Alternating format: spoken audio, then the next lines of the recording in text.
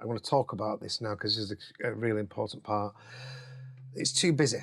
And now, if you listen to this track and I take the piano out, well, let's listen to the track as a whole, first of all.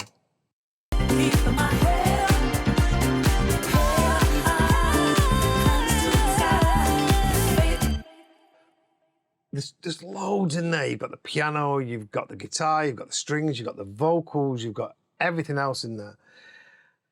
And really, if I mute the piano and you listen to the track again,